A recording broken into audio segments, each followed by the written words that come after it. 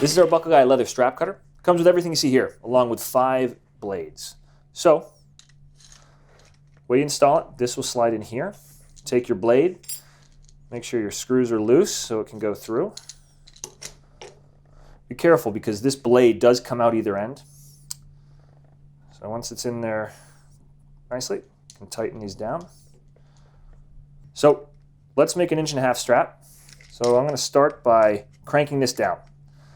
Get it down just a bit so there's a little pressure, and then we can move it, we can adjust.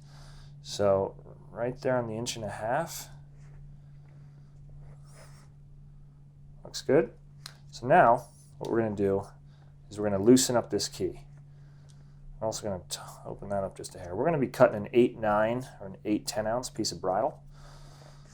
So that is prepped and ready. I'm actually going to be cutting a piece of traditional harness. So to start,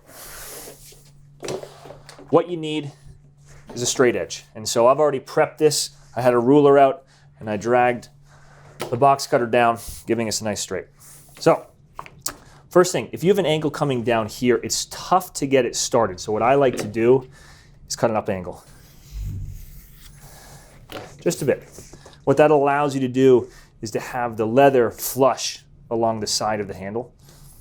We're good to go. This is a fresh blade, so this is going to pull on a stiff leather like this right away. Now, if you're working with a soft leather, what I like to do is come in here, cheat just a little bit, make a little notch. And we're going to cheat with our knife. And also what I like to do is cut that little edge off. You'll see why. So you do this on the loose leather because otherwise it's going to bunch up inside the blade. And as you see now, that angle, otherwise it can occasionally bunch up inside.